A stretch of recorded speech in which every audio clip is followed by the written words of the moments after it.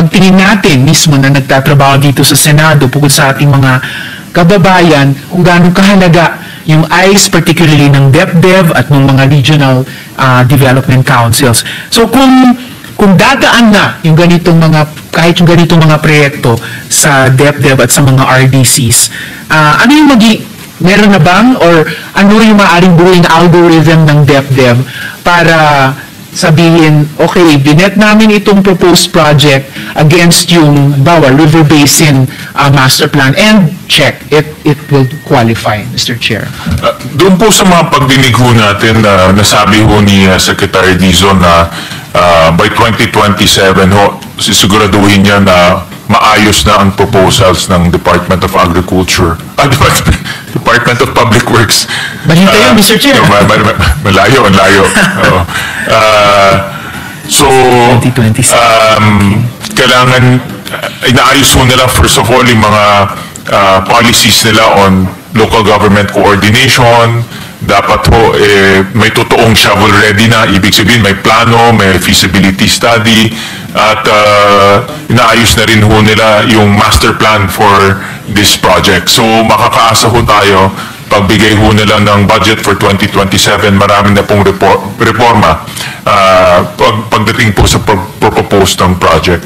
And alam ko ang DepDev and ano ho rin sila, pinag-aaralan na rin nila ngayon yung mga master plans ng mga river basins ho natin. So kasama ho sila doon sa pag-aaral ho nitong mga river basins ho natin. Yung master plan po.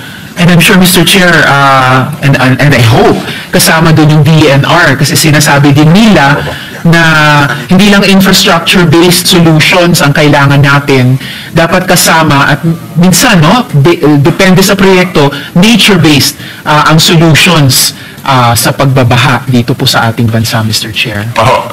Actually, marami hong revelations nangyari dito sa flood control.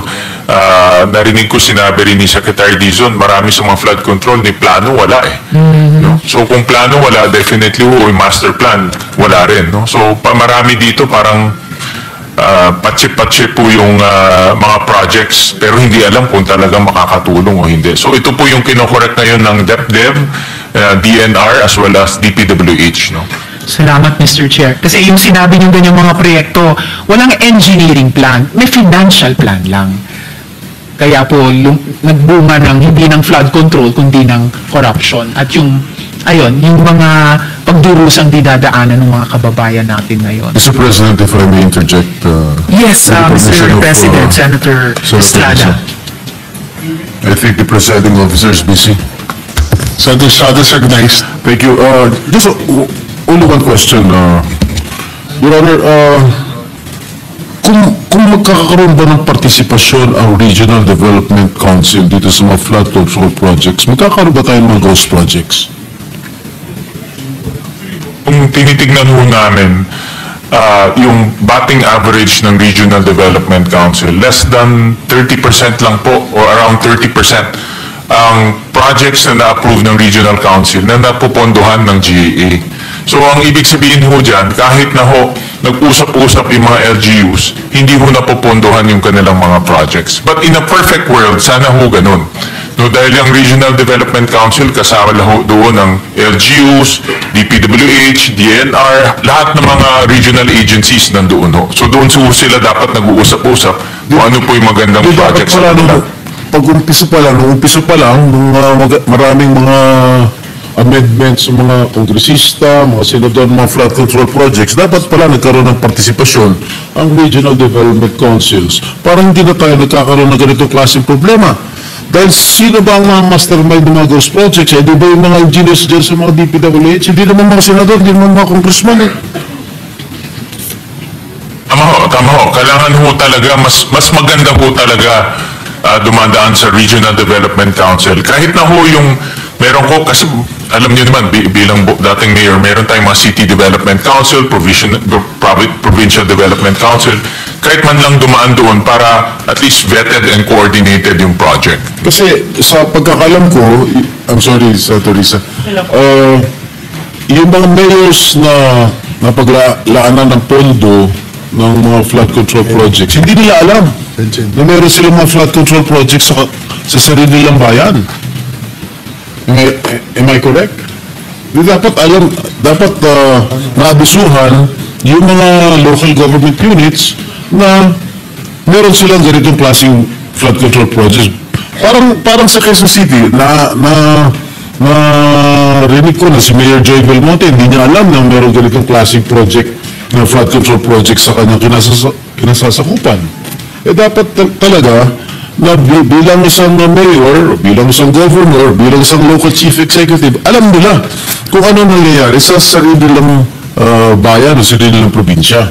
Hindi yung nabubulagaan na lang sila, bakit meron pala ang flood control project dito? Hindi namin alam. Ghost project na pala. Tama ho, I agree with you, Senator Jinggoy. Lumabas yan sa marami nating pagdinig dito sa Senado. Katulad po yung sa Oriental Mindoro na billions yung project sa hometown ng governor pero hindi rin alam ng governor. No? So, hindi na ko-coordinate po sa local government units itong mga project na ito. So, dapat po talaga ma-coordinate kasi at the end of the day, ang local government units ang sumasagot kung may problema doon sa lugar. Kung mayroong baha, kung mayroong ini-evacuate, sila ho ang sumasagot. Dito ba sa 2026 budget, mayroong mga flood control projects? Zero. Wala ho. Zero ho. Walang flood control. Mabuti naman. Thank you very much, Senator Risa. You're welcome, Mr. President and Senator Estrada.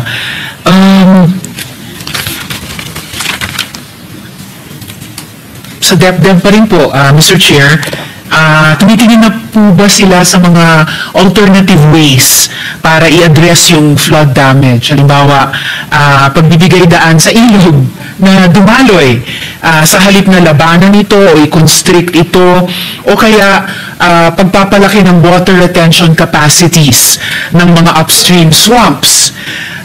Ang DepDev ba nagko-consider na rin ng mandatory insurance coverage against flood risks, Mr. Chair?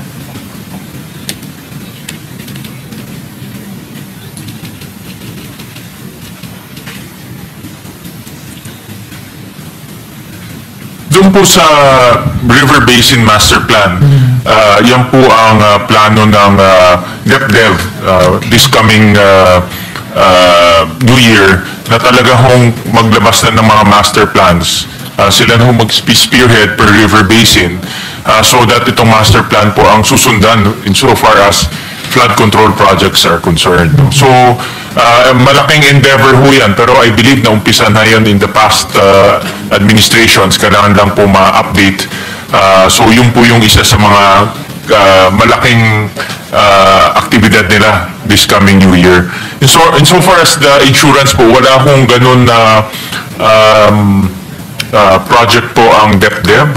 I think pwedeng tignan yan ng DepDev. Tignan ho nila kung how we can inject an insurance coverage dun po sa mga flood-prone areas or affected areas by mga ganitong climate change. Salamat, Mr. Chair. Or baka pwede rin nilang pag-aralan, pagtulungan ito dun sa binanggit nyo kaninang review ng GSIS, NIIP, or iba pang pwedeng bahay ng insurance para naman dun sa school buildings. Kasi lahat naman affected nitong mga disaster cost ng mga pagbabaha.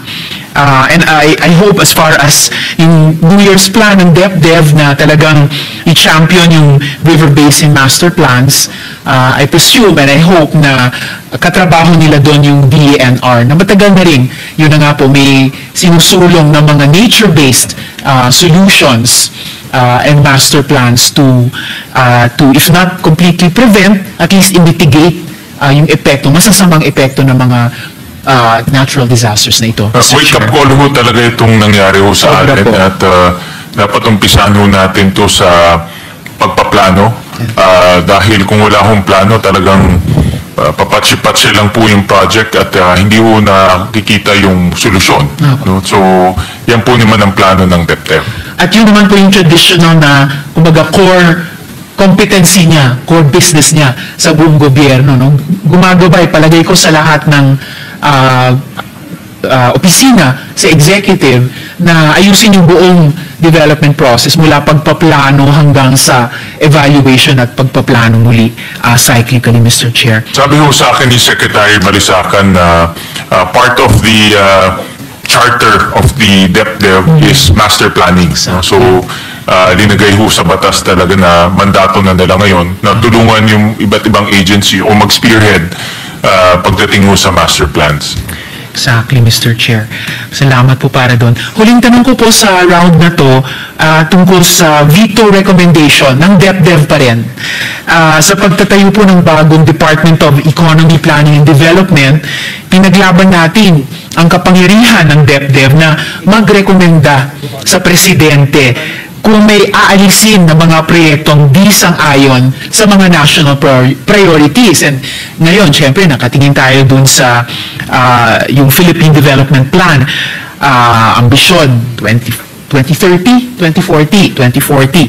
So, sa kasalukuyang budget ng DepDev, sapat na ba ang pondo at staffing para palakasin ang technical na kapasidad ng Regional Development Councils na makapagrekomenda ng pag-veto sa mga hindi kinakailangang or makasasama pang mga proyekto, Mr. Chair?